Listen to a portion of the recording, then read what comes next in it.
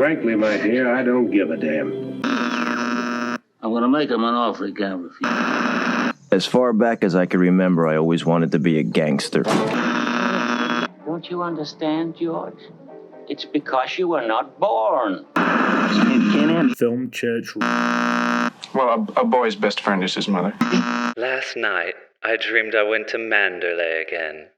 It seemed to me I stood by the iron gates leading to that drive, and for a while I could not enter, for the way was barred to me. Then, like all dreamers, I was possessed of a sudden with supernatural powers and passed like a spirit through the barrier before me. Good evening, and welcome to Film Church Radio. This is the podcast that treats cinema as a religion. It's Sunday. I'm Lewis. And I'm Brandon. And we are here to talk about movies. Each week, Brandon and I alternate picking a film for us both to watch and discuss. Today, I picked the film Rebecca from 1940, starring Laurence Olivier, Joan Fontaine, and Judith Anderson, and directed by a little-known director, Alfred Hitchcock. This film was released in 1940, and David O. Selznick, who produced the film, had just created the biggest and most successful film of the golden age of Hollywood, Gone with the Wind, the year previous, 1939, and had imported the new British talent Alfred Hitchcock to America to make movies and signed him to a 7-year contract. The first film he made with Selznick is today's film, Rebecca, from 1940. And for the first time in the podcast, Brandon and I have both seen this movie before.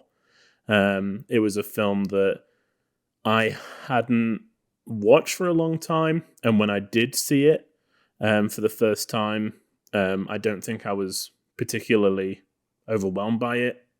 And I wanted to revisit it. I've been watching a lot of Hitchcock films, wanted to revisit it. I know Brandon had seen it, and I'm always interested to know how films sit on a second viewing. So that's the reason I chose it. And it just gives me and Brandon an excuse to go back to Mandalay and unpack the mysteries of Rebecca. Have our memories changed? Does the film stand up to repeat viewings? We are about to find out. And if you want to find out what we're going to be watching next week, stay tuned to the end of the episode. Brandon, I'm sure, has picked a cracking film for us to watch, and we are going to find out what that is at the end of the show. Before we get into the films that we've been watching and get into all things movies here on Film Church, we'd like to say thank you to everyone who has been listening to the podcast and sending their love for the show. If you're new to the show and enjoying it, make sure to subscribe, hit the bell to be notified when a new episode is available. This is a Film Church, so we post episodes on Sundays. And if you really, really enjoy the show, please share it with your friends. You can find us on all the social media platforms at Film Church Radio, where you can leave us a comment or send us a message about the show. We sometimes put some extra stuff on YouTube, so you can go and check us out over there as well. We haven't put anything up for a while. We'll have to change that, Brandon, pretty soon, I think. Yeah. And we'd also love for you to rate and review the show on whatever podcast service you're streaming from. It really helps other people find it and join the congregation, which is what we're all about, celebrating the almighty gods of Film Church. But before we discuss, talking of almighty gods, before we discuss today's film, Rebecca, we are going to talk a little bit about some films that we've been watching recently. We like to do this just to kind of keep each other updated and a few little suggestions for each other to look out for. So, Brandon, tell me, what have you been watching, brother? So, lots of stuff. As you know, and as our listeners, faithful listeners, know, we watched Godzilla for a couple of episodes ago, and that was the original 1954. So I watched, and I already talked about this, I watched the 2014 version. And then I decided I wanted to watch the 1998 version. We seem to talk about it a lot on the episode for Godzilla. Yeah, we did. Yeah. I mean, you and I are close to the same age, so we were kids when that came out. And, that, to us, it was, the Godzilla of our time. Yeah. And you had mentioned, when we were talking about it, that you weren't sure you wanted to go back and rewatch it. You wanted to just, leave it in your as a childhood as a memory. good memory. Do that. Just do that. Okay, yeah, we'll do. I mean, there was some things I forgot. It starts out well, like the first 30 minutes, it was like, oh, this is like a warm blanket. I forgot about all this, and Yeah. and then it just kind of goes way downhill, and knowing all the stuff about Godzilla, the original, and watching it too, it's just so unfaithful. But obviously there's still a huge soft spot for it because I grew up on it. Yeah. And there's this funny bit in there that I had forgotten about, and my mom pointed it out because she was watching it with me. The mayor his name is Mayor Ebert. Based on the Roger Ebert. Yeah. And I guess he had another, I don't really know much about them, but he had another film critic that he did stuff with. Was it Siskel? I think so, yeah. Siskel and Ebert. Yeah, that's right. So like there's a campaign manager or something like that or something that's also in the movie, and they're like based on Siskel and Ebert. And did they like do thumbs up or like thumbs down all the time? So there's like a joke at the end of the movie, and he's like, "You know what I think about your campaign?" And he like holds his hand thumbs up, and he like points him down. Oh no. I mean, that was funny. It was fun to revisit it for the most part, but it did taint the memory. Yeah. Yeah. The only question I have for you is, was he a worm expert? Yes. Yes. I thought I remembered he's like correctly. when he the beginning of the film, he's like sticking like this electrical, there's a name for it, I'm sure. There's like this rod in the ground, he turns on electricity and all the worms come out of the ground, and he's just like picking them up by the handfuls. Yeah, and it seems so weird. It's like that was 98. That was like before election, like right before he did election. Yeah. It's just weird. I don't know. Matthew Broderick is one of those people that I'm always like, what happened to him? But then I go back and watch movies, and he's like there the whole time throughout all of film history. Like he's never gone anywhere. He's still doing stuff, Yeah. Like he's just in random stuff. Mm-hmm. Yeah, he is. Yeah, it's true. Speaking of which, I might talk about it at some point. It's not even on my list, but I started watching The Freshman with him and Marlon Brando. Oh, okay. Where Marlon Brando reprises his role of the Godfather. Oh, that's interesting. It's weird. It was from 1990, and he reprises his role as the Godfather, and it's supposed to be just like he's like, a gangster in New York, and he's supposed to basically be the same character, and then Matthew Broderick is a film school student, which sounds promising-ish, for film lovers, but it's not very good so far. I'm like halfway through it. There was one point I just had to stop it, and I was like, I don't know if I can finish this. It's nauseating. Yeah. But even at one point, like when Matthew, this is spoilers, I don't know if you'll ever see this. I'm not recommending it. When Matthew Broderick like sees Marlon Brando as the Godfather for the first time, he's like, "You look just like the Godfather," and then he like gets interrupted. It's so bad. I can just imagine like the filmmaker behind the camera being like, "Oh yeah, that's how clever we are." Yeah, it's weird, dude. Weird times. But anyways, after that, I watched the Darjeeling Limited from 2007. Wes Anderson. Yeah. Amazing movie. I gave it 5 out of 5 on the first viewing. Zach had recommended it. I forgot what we were talking about that he brought it up, but he was like, "You would like this," and then I was like, "I'll watch it," and then I was like, "I did like it."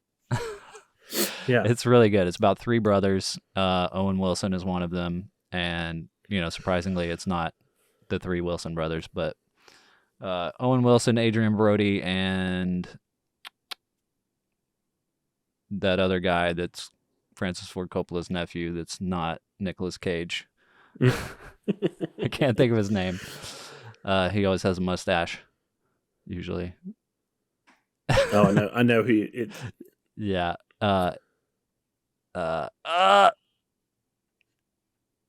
Brain fart. I'm gonna look him up real quick. But I mean, it was a really, really fun movie. Like, I think, Wes Anderson he's so specific with his style that I mean, I always love everything that I watch of his, but then I don't like seek it out for some reason, because I think I'm afraid that I'll get bored of it, or I'll get be like, oh, it's just this again. But like every time I watch one of his films, I'm like, that was amazing. I feel like Wes Anderson again is a director that I'm not attracted to in terms of like seeking out his films. I feel the same as you. I really enjoyed Grand Budapest Hotel. I liked Fantastic Mr. Fox. I thought that looked amazing. But like, I don't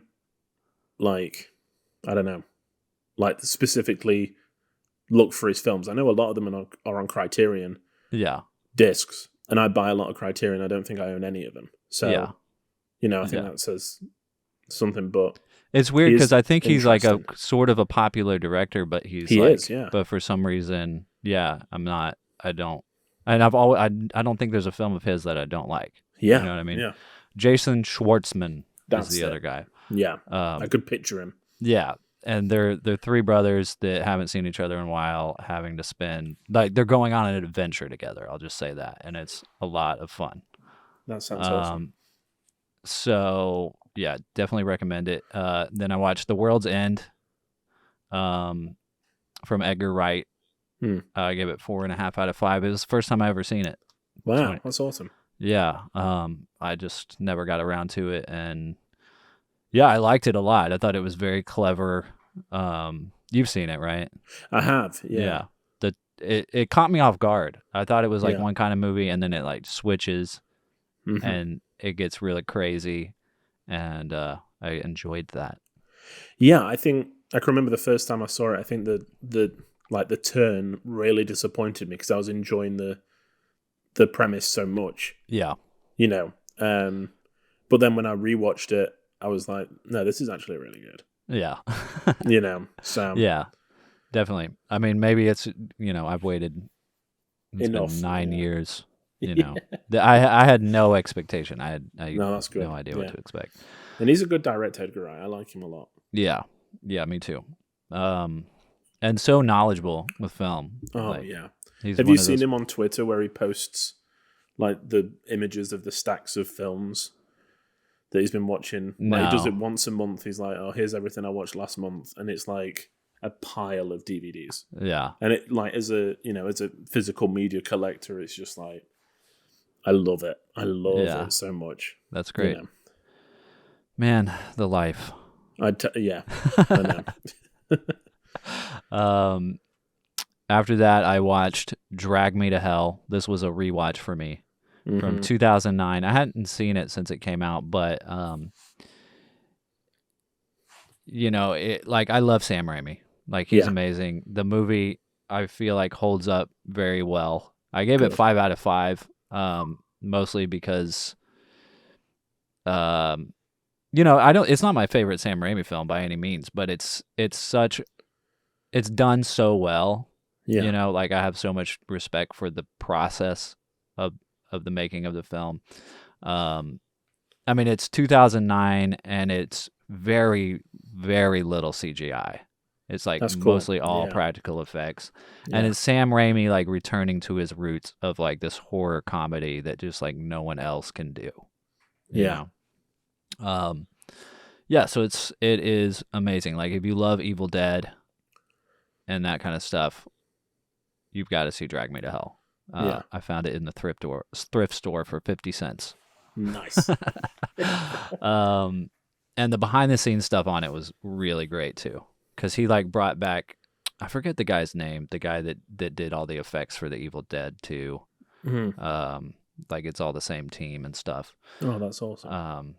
And it's just crazy, like the amount of work that was put into it. Like you just don't see that kind of effort and work and craftsmanship put into horror films like that anymore, because it's so much CGI and so much simpler now. You know, I know. I'm seeing a lot of discussion around this because Prey, the new Predator film, that's got really good reviews. Yeah.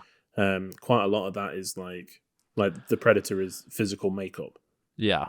And there's been a lot of videos being like, you know, this is how you do a proper horror film. You know, this is how you make a Predator look scary, is you make him real. Yeah, exactly. Yeah, I'm like, so excited about that. I haven't watched it yet, but I know. The guy that directed it, Dan Trachtenberg, Yeah. I used to watch on a show. This was like pre-YouTube days. Wow. He had a show on a website called Revision 3 that was like internet TV shows. You know, it was like literally before YouTube, and he had this show called The Totally Rad Show, and it was him and two other guys, and they would just like talk about films and stuff. That's awesome. And then he like made like a Portal short film and put it out on YouTube, and it got like it went viral. It got millions of views. Wow. And then they picked him up, and he did 10 Cloverfield Lane. He directed that, and then he's like directed other stuff here and there. Like he did I think he did a Black Mirror episode, and then he did the pilot for The Boys. Oh, so, dang! Yeah. So he's done a lot that I've seen. Yeah, but exactly. Not aware of. Yeah. Yeah. Mm-hmm. Yeah, and so it's cool to see like, okay, now he's got like a big hit. Yeah. You know, I'm just like, what's he gonna do next? now? It's just kind of crazy to see like this, like an internet star. It's just like, you know, this is where the Spielbergs and the Lucases of the next generation are coming from. You know what I mean? And it's cool to just be like, ooh, I knew him back then. You know, not personally, but I watched his show. You know what I mean? And that was like 15 years ago. Yeah. It's just kind of wild. Maybe that'll be us one day. Let's hope. But yeah, so I've talked for like 20 minutes just about movies I've watched. But, you know, I got on a Sam Raimi kick and I watched A Simple Plan from 1988. It was so good. It's not at all what you expect from Sam Raimi. Yeah. It's just a well-crafted, like, film. Yeah. Are you going to like? This is a serious question. It might sound a bit silly, but are you going to watch the Wizard of Oz film he did? I will. I'm going to get to it. Yeah. I'm kind of going through and being like, what Sam Raimi films have I not seen, and like, you know, checking them off the list. So I'm going to get to them, and then I'm probably going to watch everything that Bruce Campbell has done. Might be next. Yeah, that's a good idea, because I saw it in the theater, but I haven't really thought about it much since it came out, and it was such a weird. I mean, it was his follow-up to Spider-Man 3, right? I think. No, he did. He did. Yeah, he did Drag Me to Hell after Spider-Man 3, and then he did Oz, I think. Okay, but yeah, there's a film I want to go back and just be like, you know. Yeah, just exactly. Yeah, I haven't watched it, but yeah, I'm curious. Yeah, very curious. I still have my shirt from when I worked at Carmike Cinemas that's got Oz the Great and Powerful on it, and it says Carmike on it, but I never watched it. Cool. So I was working there when it came out. Yeah, that's awesome. Totes. Yeah. I'm going to have to wear it like to some convention. Be like, yeah. I love Oz! If I see Raimi. He's going to be like, why that one? Evil what? I didn't even know you made that. Yeah. Oh dear. So what have you been watching? Now that we're 21 minutes into the show. Yeah. I mean, bits. So I watched The Game, 1997, Michael Douglas, a film that I've been wanting to see for a while. It's David Fincher, who I really, really like. Probably one of the last filmmakers that make proper adult thrillers. Yeah. And I got the disc for my birthday, so I watched that, and it was really good. I didn't think that it stuck the landing particularly well, but it's a film where I think on reflection it didn't really need to. Yeah. It did its job the whole way through. You're questioning it, and you're not really sure what's real and what's not, but in a good way. So I gave it 4 out of 5. I don't know how soon I'll go back and watch it, though. I don't know if it's got the rewatchability as like Seven or Zodiac and stuff like that. So, but it's a good one to fill in the blanks. And then my dad flew out for a week, and when he was on the plane, he said he was going to listen to. Well, he's going to try to watch Key Largo, but with the noise on the plane and Humphrey Bogart talking like he does, he just couldn't really understand what they were saying because it's so tinny and awful. So when he got here, I was like, okay, I'm going to show you Key Largo properly, like with a proper sound system. So watch Key Largo, one of the 3 between Bogart and Lauren Bacall. And it's okay. I gave it 3.5. What did he think of it? He enjoyed it. Yeah, there's some good bits in there. Edward G. Robinson's in it, and I love Edward G. Robinson. But it's very stagey. It's kind of all takes place in a hotel, and there's a lot of like characters talking about what they've done and what they're gonna do, which is fine, but not because I usually like stuff like that, like just actors performing, But if it's not, I mean, if there's no substance to it, it's not as interesting. Yeah, I mean, I can't really remember now, kind of what Edward G. Robinson's character was doing in Key Largo. Yeah, there was some really good bits in it, but like it's not Bogart's best, I wouldn't say.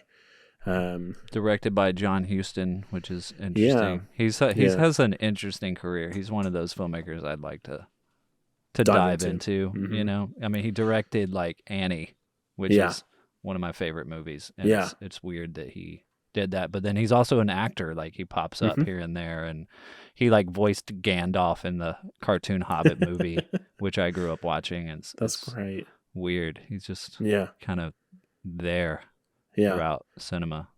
I mean, I don't know for sure, but I can't think. I only assume that this is kind of like a smaller budget in between. Yeah, project. Bigger projects. Yeah. Might be doing a disservice. I don't know. And then I showed my dad The Manchurian Candidate, which I'd seen a few years ago, and I think I probably saw it too young. I think it like a lot of the political things went over my head. But as soon as we've been talking a lot about like HUAC and the Red Scare that was in America and like people being blacklisted and stuff, it just really resonated. There's a lot of stuff in there. It's about like a platoon that come back from war from Vietnam, and one of them has been brainwashed to kind of start, carrying out assassinations and stuff. And Frank Sinatra's in it, and I kind of forget how good Frank Sinatra is as an actor. Yeah, he's great. And I gave it 4.5. I really liked it this time. I know I've seen it before, but I can't. It's one of those films that just kind of fades in your memory, and I can't remember it much. I'll have to go back to it. And I think that was the same for me as well. I think like I'd kind of seen it was a bit like lukewarm on it, and then had forgotten it. But after it finished, I rewound like 15 minutes and watched the last 15 minutes again. Nice. So could tell it was pretty good. Yeah. And then the last few I watched, The Lady Vanishes, talking about Hitchcock films that I'd seen once and then wanted to revisit. This was one that I'd seen and really, really liked. And then I watched it again because I can remember really liking it and didn't like it as much. It came down a little bit. Is that because you're just so saturated with Hitchcock now? I mean, potentially it could be. I mean, it's still a really good story, and like the 2 lead performances are really good. But there is a lot of like make weight. There's a whole. I think it's like 20 minutes before they get on the train. Yeah. And there's a lot of like people talking, and you're just like, I don't like. Let's get on with it. It just feels a bit padded Yeah. But I mean, even I wouldn't say it's not a bad Hitchcock, but even, a subpar Hitchcock film is a good film. Yeah. So I can't complain. Yeah. So yeah, I watched that again. And then I have been showing my daughter the Toy Story films. Nice. So we rewatched Toy Story. Well, she watched Toy Story 2. I rewatched Toy Story 2. Yeah. It's just perfect. Yeah. Like the first three are just so good. So good. Why do you say first three? Because the fourth is really good. I just personally, this is like a very personal thing. I don't like where the fourth one leaves everybody. Yeah. It feels very, I don't know. It just doesn't feel right to me. Not tied up. Yeah. And I can understand why they did it. I really do. But I'm still it's still my childhood as well. Yeah. And as we were saying, like, we are the perfect age. I can remember, like, Toy Story came out in, 96? 95. Yeah. So I was, like, 4 or 5 years old. So this was, like, the perfect... it's progressed with me through the years. Exactly. And they're incredible films. Mm-hmm. And, Toy Story 3 makes me cry every time. Yeah. It's brilliant, so... Nice. Yeah, so that's what I've been watching. The only other thing that we've both been watching rewatching is Rebecca from 1940, which we're going to talk about now.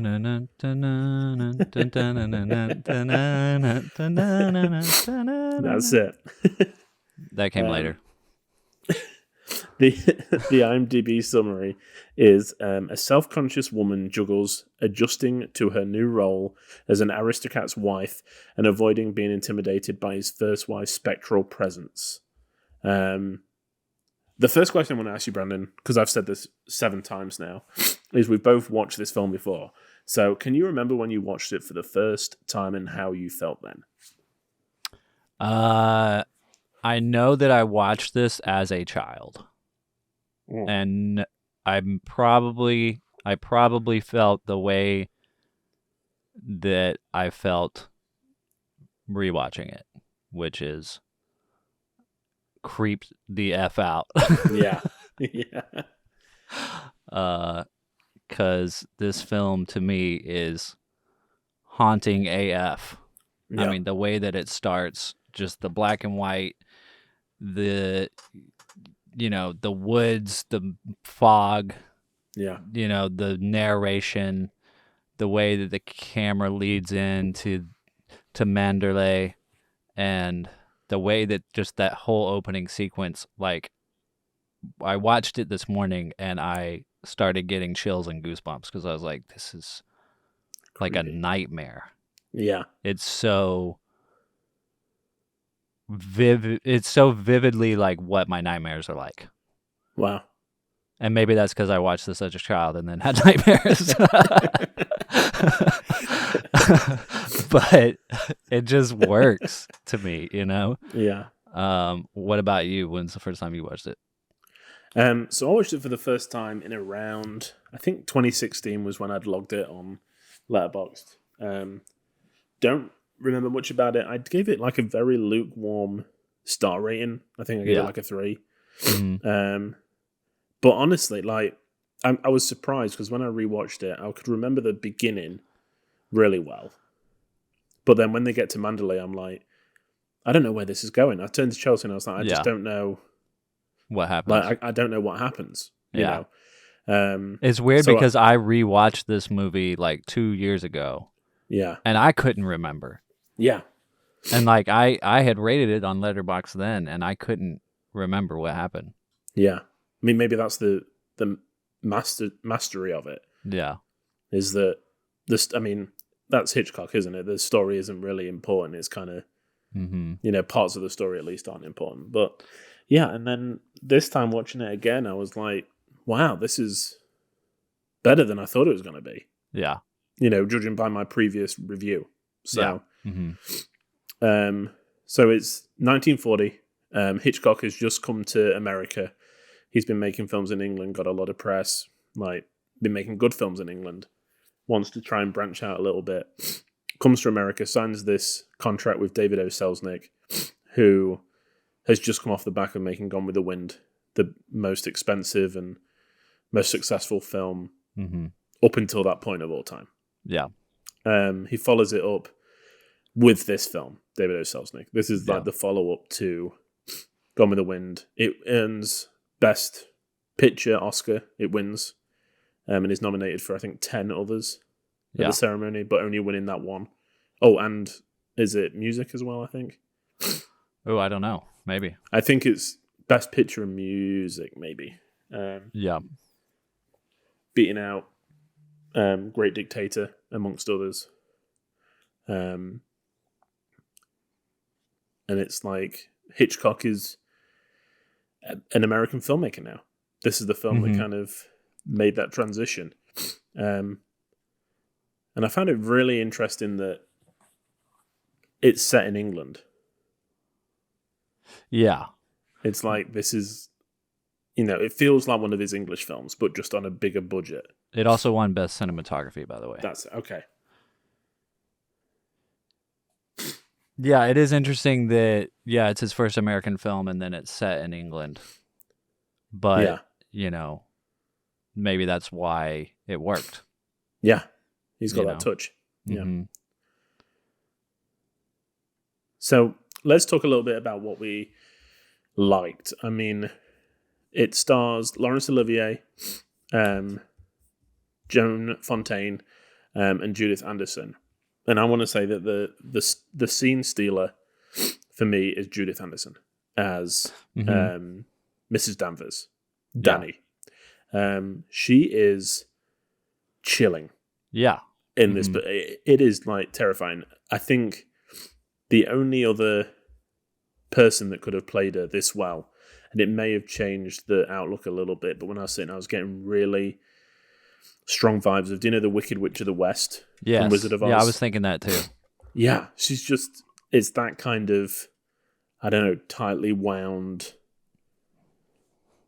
like po-face. I don't know how to explain it. It's like one of those performances that she probably could never get away from. After she played that character, 100%. People would just pull her out in the street and be like, "You monster!" Yeah, because that happened with the lady who played the witch. It was just like, that was just who she was now. Yeah. But yeah, I mean, apparently Hitchcock told her not to blink, and it works. Yeah, it does work. Yeah. Yeah, man, she is so creepy. She is so chilling and haunting. What's interesting to me, rewatching it this time, is the Joan Fontaine actress character who becomes Mrs. De Winter. Yeah. In the beginning of the film, she's like this assistant to this rich lady, and she finally, like, that whole sequence just builds up how annoying that lady is, right? And then she finally breaks out of that chain or whatever you want to call it. And it's to me, it's like a little trick that Hitchcock does, because it's like, okay, we're building up this whole thing so you'll hate this lady, and then we're going to give you something that you want by letting her break away from her, kind of telling her off in a way. Yeah. And then immediately he introduces this other character that's also a woman, that's also despises the Joan Fontaine character,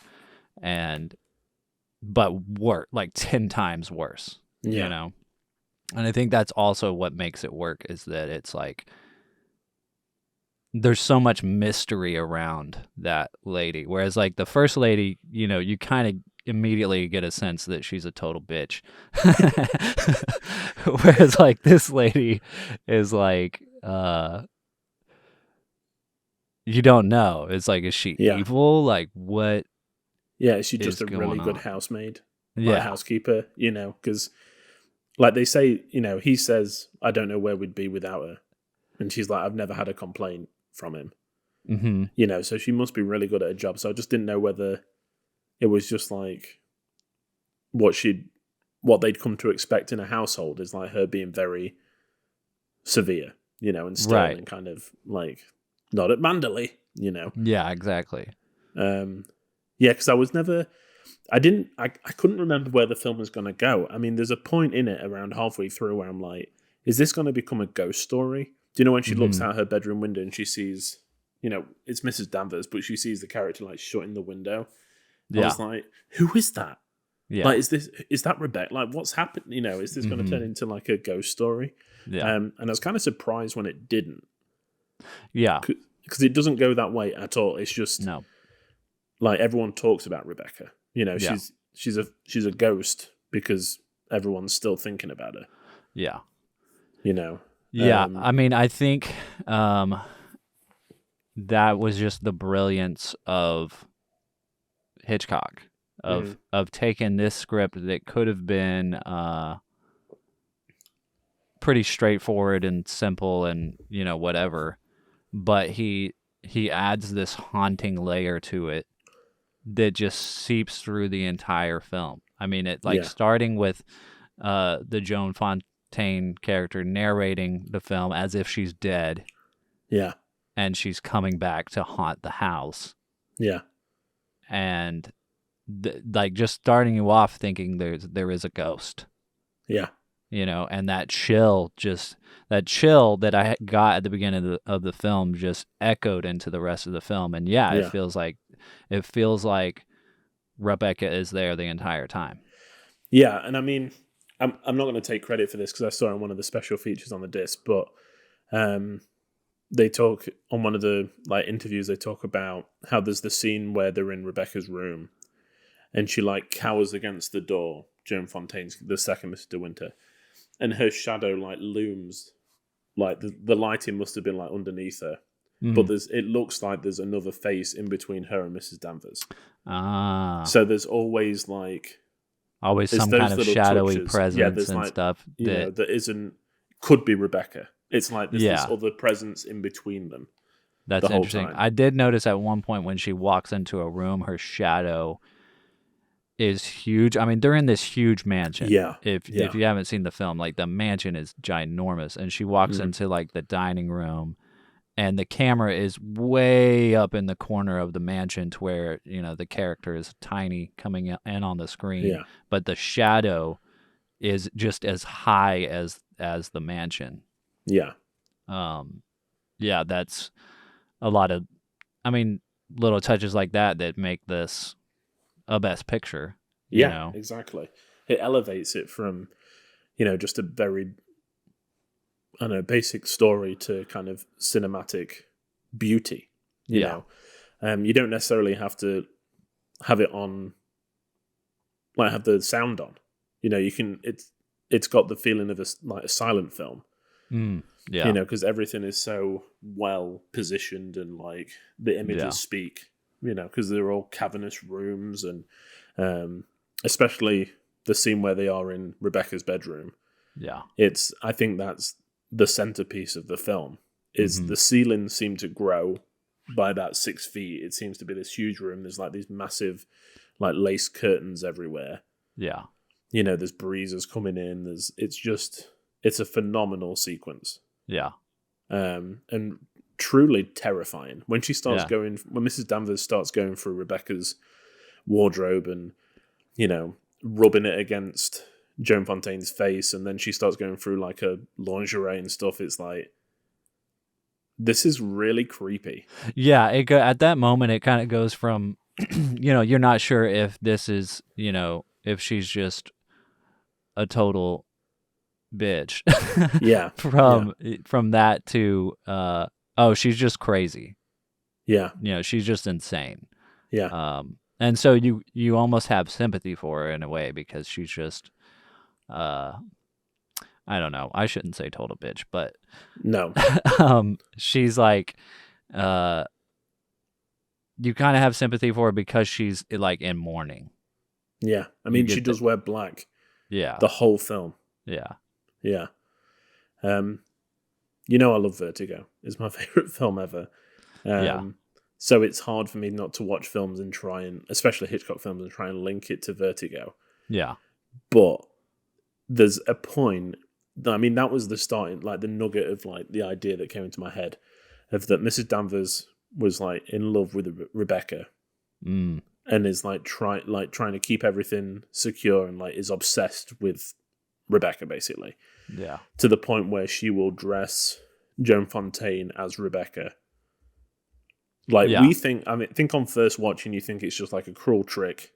Yeah. But then when I watched it and then like I reran because I was like, I want to watch it again from this perspective after I finish the film. She is watching her, you know, come down the steps, and she even says like, I watched you go down. You know, there's some voyeurism in there of being like dressing her as Rebecca to get that thrill. Interesting, yeah.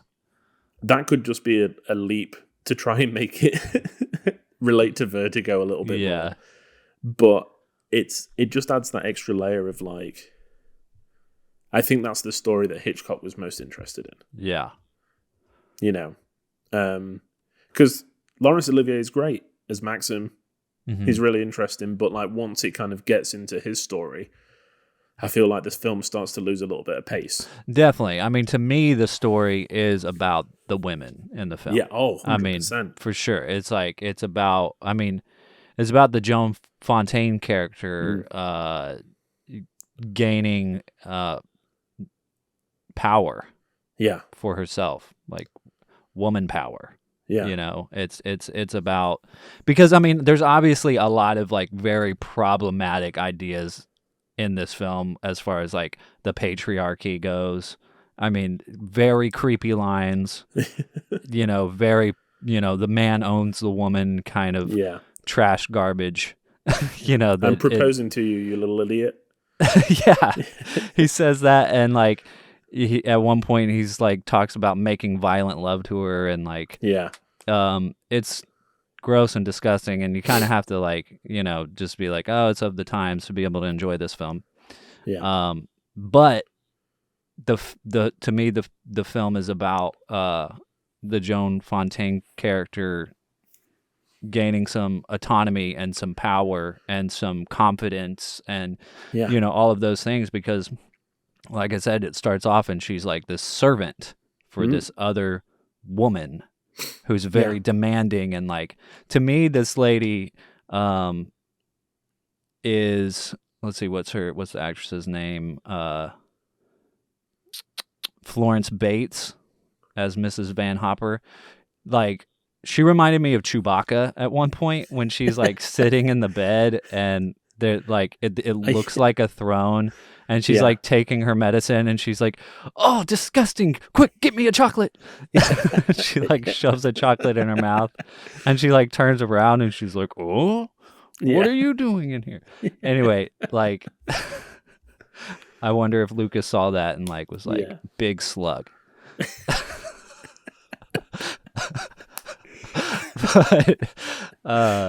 But like, you know, she breaks out of those chains, but immediately she's like, you know, having to live under this shadow of the previous Mrs. Danvers, previous Mrs.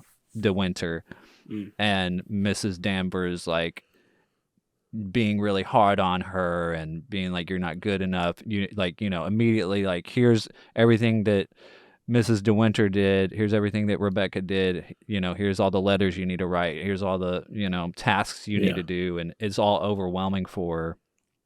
And you can tell that she's that she just doesn't believe in herself. You know, and like it's just, it's all about her gaining that power. And I do agree that it kind of loses its place a little bit towards the end when it, you know, starts to become about the murder and the, you know, what happened to Rebecca. Yeah. And that's probably more of a fault of the script, I would say, because I would agree. Any other filmmaker that had this script wouldn't have come close to the film that came out of this. You know, Hitchcock took it and just, like you said, elevated it and turned it into a best picture. Yeah. You know, I don't know how much control he had over the end, but I mean, I still feel like it it works as like this American film that needs like some kind of big house on fire ending or something. Yeah. You know. Yeah. Yeah. I mean, it's definitely a film that I want to keep rewatching and try to maybe figure out that part of it a little bit.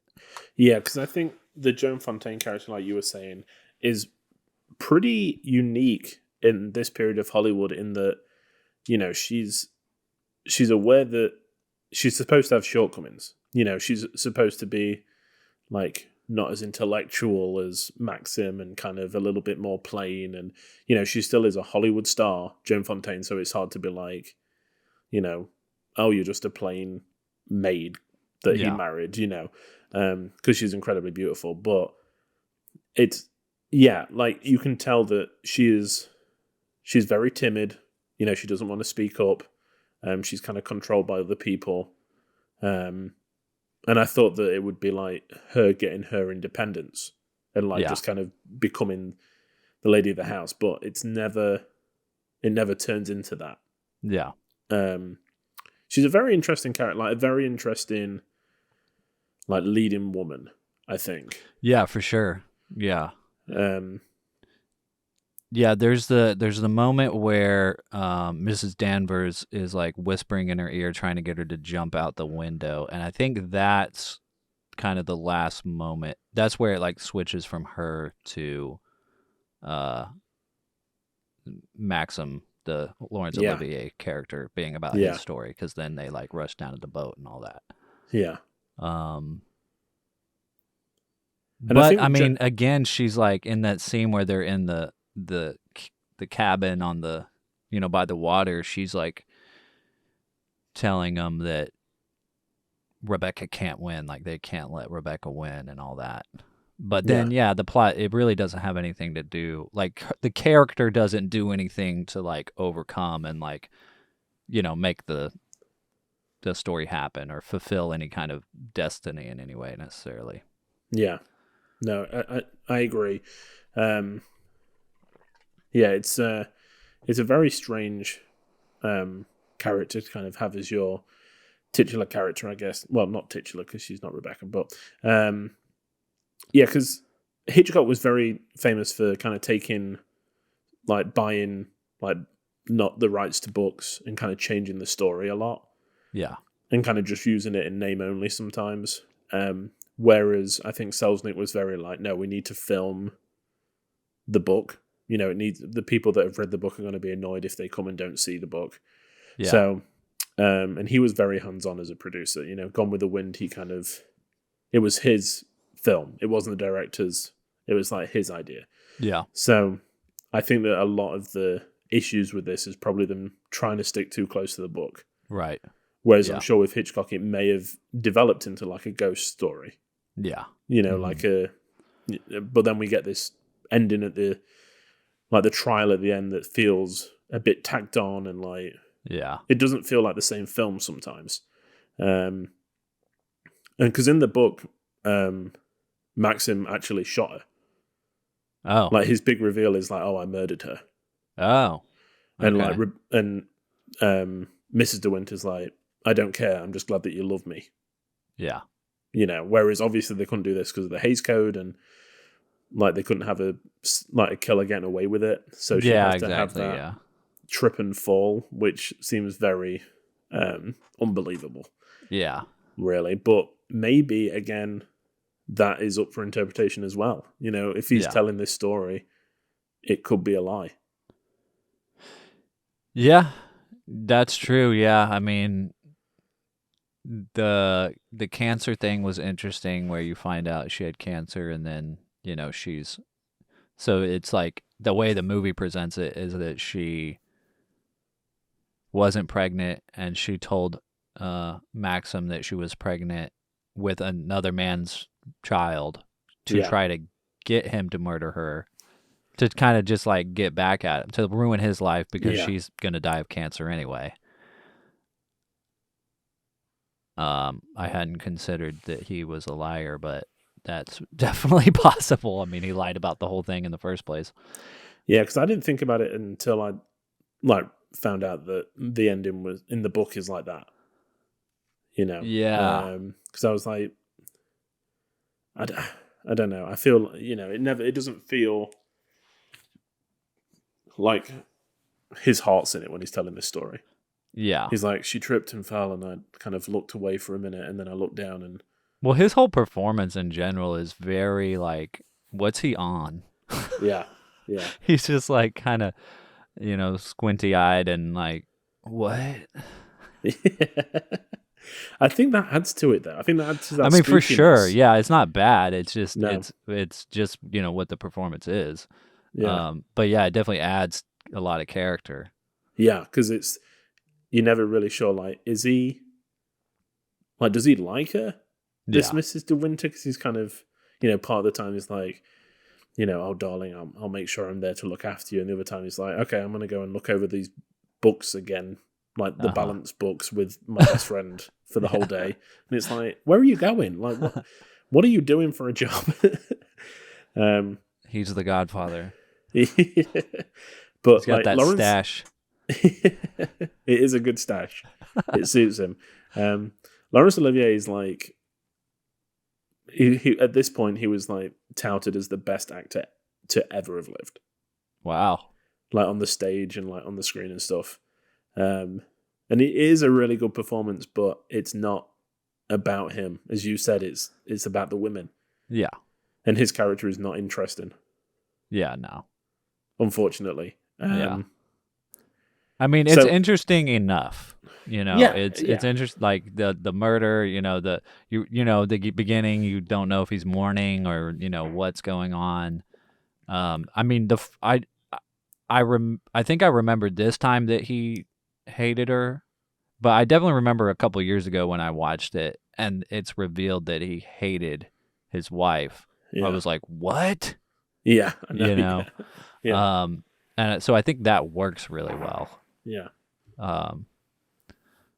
But yeah, on the rewatch, it's like, man, we could have had just like a big female empowerment film.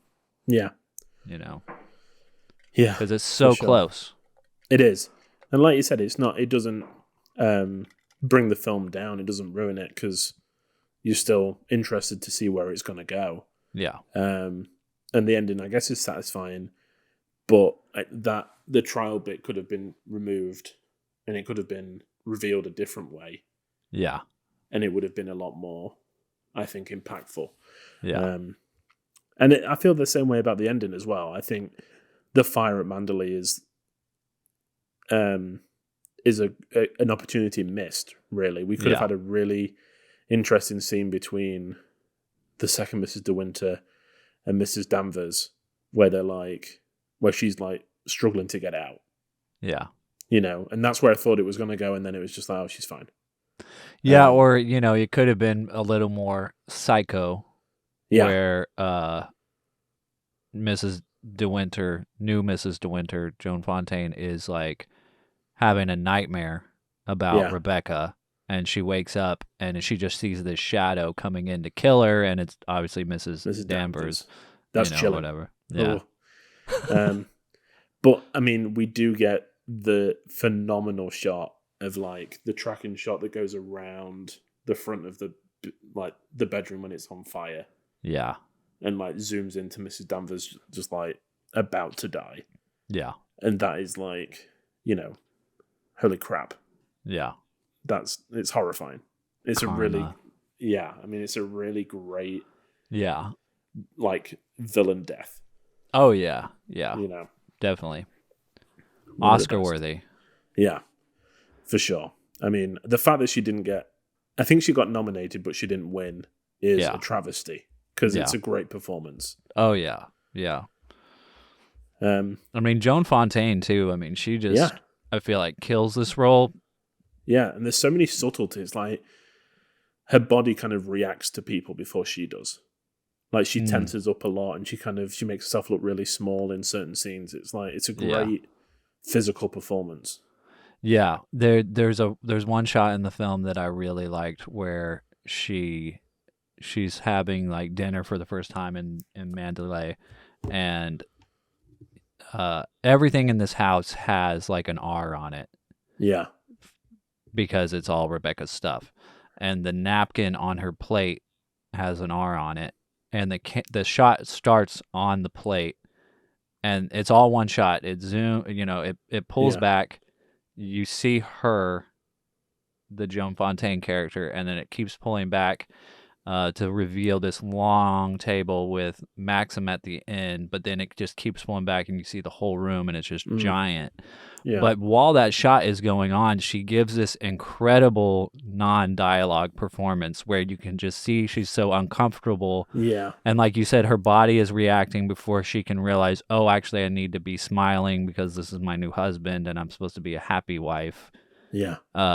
You can see all of that in there, which like reveals so much about, I think, women in this time. Yeah. Of like, the image that they were supposed to portray and the pressures that were on them to be a happy, good wife. They weren't allowed to be depressed because, it would upset their man or whatever. Yeah.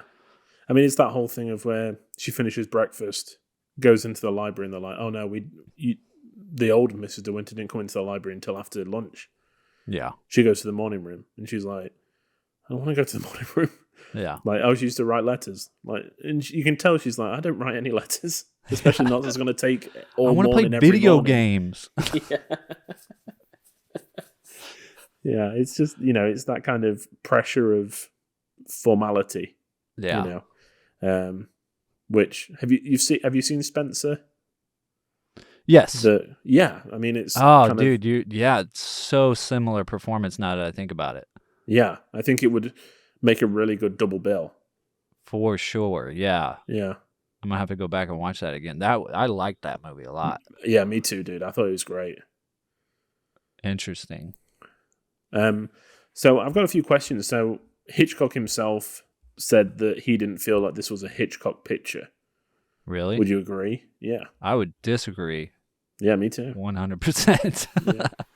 I mean, like I said, like this film would not have won Best Picture without Alfred Hitchcock. No. I mean, props to David O. Selznick for, getting him over here and giving him some good work to do. But like this film would have been terrible without him. Again, like the performance we're talking about, Joan Fontaine. Again, like Hitchcock, not the greatest personal human being, but no, he did some unethical things to get performances out of people, and he Laurence Olivier wanted his girlfriend to be in it, who was the girl from Gone with the Wind. Vivien Leigh. Yeah, Vivien Leigh. Yeah. Yeah, Laurence Olivier wanted Vivien Leigh, and because Vivien Leigh wasn't in it, he kind of had a grudge against Joan Fontaine. And then Alfred Hitchcock played that up and was like, yeah, he hates you. And also, the rest of the crew hates you. And so that just added to that, like, shy, timid performance that she gives. So, Which, like, we wouldn't have gotten that. Like, no. Vivien Leigh is an amazing actress, but it wouldn't have been the same. There's actually on YouTube, if you search for it, there's a 4-minute video of Vivien Leigh screen testing for this. Oh, nice. It is not good. Really? She does not play it very well at all. Yeah. But I did read someone that said to think of Vivien Leigh as Rebecca. Ooh, shit. So when you watch it, like, because you never see Rebecca, she's never in a flashback, nothing. But it's Vivien Leigh. Yeah. Would have played Rebecca in flashback. Damn. And I was like, that's that is good. Like perfect. Yeah. Yeah. Man, that changes the whole movie. Yeah, because the whole time you're thinking, like, what kind of person would love Mrs. Danvers and be besties with her? Vivien Leigh, man. Yeah. Like, of course. Yeah. That's weird. Yeah. Wow, I like this movie even more now. Yeah, I love it when someone says something like that. I'm like, that is the perfect way to think of it. Yeah. Yeah. That's cool. Do you think that the fact that we never see Rebecca is that touch of mastery. Oh yeah, I mean definitely. I mean, again, it would have been cool to do some kind of fake out thing at the end where you think like, oh, the ghost is real, but then it's not, or something like that, where you know, all of a sudden that presence you felt is there. Yeah. But I don't know. I mean, the film is great. Yeah. You know, it could have could have totally not worked. Who knows? Yeah. You know, they could have tried that and it didn't work. Like, yeah, I think it just puts us more in Joan Fontaine's character's shoes. Yeah. Of like, everyone else was so in love with Rebecca apparently, and we're like, wait, who was she? Like, yeah. I don't even know what she looks like, you know? Yeah. Especially the boathouse scene where he kind of describes her death would have been easier to do in flashback. Yeah. And then been like, you know, then flash forward and been like, and then I, you know, sailed the boat out and jumped off or whatever. But yeah, I mean, it definitely works. Yeah. It works better without doing a flashback like that, you know, where when he's telling the story of him, of how she died. It just, it adds more mystery to it, you know, and makes the possibility open that he did kill her, like you said. Mm-hmm. Yeah. That's how I'm going to read it from now on, I think. I think I prefer that to the ending that we get. Yeah. I think I like the fact that he's hiding something. Yeah. I'm just going over seeing if there's anything else I want to bring up. So, the last thing I want to say, I mean, Hitchcock, again, these are all in an interview with Truffaut that he did, a very famous kind of like retrospective of his career. Yeah. Where they kind of talked about every film. He said himself that he felt like this was an old-fashioned story, but it's aged well. Yeah. He said that it aged well. Yeah. Yeah, he said that like out of some of his films, this is the one that's aged the best. Mm-hmm. And I think it's because instead of him, I know he said it's old-fashioned. I think it's pretty timeless because there was times where I was like, wait, is this like 1940 or is this like 1890? Yeah, exactly. You know, like what kind of decade is this in? Yeah. But I think it's just a very great story. Yeah, for sure. Yeah. So. Yeah, it's very classical in that way. I mean, it's like you said, it does feel timeless. I mean, it's, you know, it's not, you know, you watch it and you know it's not a time of now, especially based on the, you know, the dynamics between men and women and all that kind of thing. But you get it. Like, it wouldn't work without those dynamics. Yeah. You know? Yeah. And it's not really celebrating them in any kind of way. Yeah. You know? So, yeah, I mean, I agree. Yeah. I know the first word was about her, but my last word is too. I mean, Judith Anderson as Mrs. Danvers is the reason I want to go back to this film soon. Yeah. I can't wait to kind of just watch her performance again. Yeah. Knowing the ending. Yeah, for sure. Yeah. You'll have to go back to it sooner rather than later so you don't forget it. I know that's the plan. Yeah, because I'm reading the 1,000-page biography of Hitchcock at the moment. So yeah. I'm still mid-British years, so when I get back to Rebecca, I'm sure I'm going to watch it again. So. Before we jump off, I wanted to ask you about George Sanders. Yeah. Did you recognize his voice at all?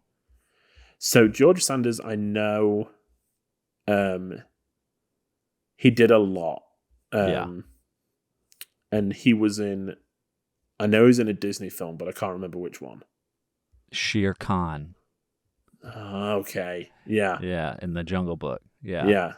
I immediately was like, this is a sly, sexy tiger. Yeah. Yeah, I mean, that's the character he plays, slinking in through the window, and, he's got those affectionate and annoying nicknames for, Danny and all that. So, yeah, I like George Sanders. Yeah, he was great. He is. I want that picnic basket. Yeah. Oh, man. I need it. Yeah, man, that is so good. That is Shere Khan. That's great. Yeah. Wow. Amazing. Yeah. But in this film, he is loathsome. That character is horrible. I mean, he's pretty charming at first, and then you find out, oh. Yeah. You know. He's like, oh, she loved me. She hated you. Yeah. You killed her. I'm going to tell everybody. It's my baby. I like that the judge is just like, yeah, I hate him as much as you, but like, I'm a man of the law. I've got to, I've got to follow this up, you know. Yeah. Oh dear. Yeah. Do you want to kind of guess how we rated it on Letterboxd? Sure. Are you sure you don't already know what I rated it? I knew what you rated it the first time. Yeah. I didn't know if it had been like if it was going to change. Yeah. But I'm pretty sure after our conversation that it hasn't. No. Yeah. I think it's a 5-star. Yeah. For you. 5 out of 5 for me. Yeah. I'm going to say, I feel like it's pretty close to a 5. Yeah. But I'm going to say, I mean, you said 3.5 before. I think it went up to 4.5. Yeah, it did. You're right. Nice. I think that the trial scene loses me a little bit. Yeah. You know, but all the bits with Mrs. Danvers, I'm 100% in. You know, it's like if it had been left a little bit ambiguous as to if he had done it, and you know, isn't it crazy that Hitchcock, the first thing he does in America, wins Best Picture? He's nominated but doesn't win. He doesn't win another Best Picture, and he doesn't win Best Director for the next 40 years, and never. That's it. Yeah. And then he dies. It's a travesty. I mean, when you think of the films that come after Rebecca. I was looking at the ones that he was nominated for Best Picture, and it was like, you know, he gets nominated for Rear Window, and it's like, that's where it should have happened, but you didn't do it. Then he gets nominated for Psycho, and it's like, that's definitely, you had your chance and you messed up. You should have done it there, and then no. Yeah. I mean, it's like, what? Yeah. Rebecca isn't even in top 5 Hitchcock. Yeah. You know, so. It's definitely a Best Picture, but it's like, you know. Compared to his other, you know. Mm-hmm. It's so crazy. Yeah, dude. It's mad. It's mad. And one of the reasons, you know, why he's so interesting is that why? You know, lots of people saw him as just like a populist filmmaker, and I think that's unfortunately wrong, just because he made accessible films. Yeah, exactly. Yeah. But like just like the others, we are leaving the smoldering remains of Manderley in the background and moving forward onto a new horizon. Brandon is going to tell us now what he's picked for us to watch next week. So we talked at the beginning of this episode about Wes Anderson. Yeah. We watched Idiocracy last week. We did. With Luke Wilson. And if you didn't know, Wes Anderson, Luke Wilson, Owen Wilson, Andrew Wilson, yes, there is another Wilson. They all knew each other in college, made a film together, took the world by storm. It's 1996, ladies and gentlemen, and the film is Bottle Rocket. Whoa. It is 96, right? I got that right. I think. Yeah, I think so. Yeah, so I've seen it. I saw it once. Pretty sure I was sleepy. Yeah. I remember it sort of, but I don't remember the plot at all, really. Okay. I remember Owen Wilson being funny, but that's about it. Yeah. So I'm a big fan of filmmakers' first films, how they got their start, what they do to make it entertaining on a budget with no, obviously Owen Wilson and Luke Wilson became huge, and Wes Anderson, but this was, when this film came out, nobody knew who these guys were. Yeah. Let's see what worked. Yeah, that's so exciting. I love first films too. I love seeing the progression. So that's very exciting. And that'll be next week. That's right. Which unfortunately brings us to the end of this show. Thank you so much for listening. We really appreciate you being here with us and listening to us talk about Rebecca. If you have any ideas or any thoughts on stuff that we missed, please drop us a DM, comment on the post that you see out and about. Let us know what you thought of the film and the bits you liked, the bits you didn't like. We really want to hear from everyone. Know what you've been thinking about the films we've been watching. And you can find us and leave us comments and everything at Film Church Radio on Instagram and Twitter. And then you can also follow Brandon and I individually on Letterboxd. Brandon is at Salmon Scope and I'm at Walker Lewis 3007. Keep up with what we've been watching in real time. And if you're like, oh, I like that film, I can't wait for them to talk about it on the podcast, that's why we do it. So come and listen to the podcast and listen to us talk about it. And as always, leave us a rating and review. Just let us know that you're enjoying the show. You're part of the congregation. We love everybody that's here. But all that's left to say is, Brandon, what are you doing here? I was only walking. Well, get on with your walking. Don't hang about here screaming. Fine. I don't remember what she says next. No, some of the bubbling romantic words. Dialogue. Yeah. Until next week, everyone, thank you so much for listening. Amen. Amen. Bye, guys. Bye.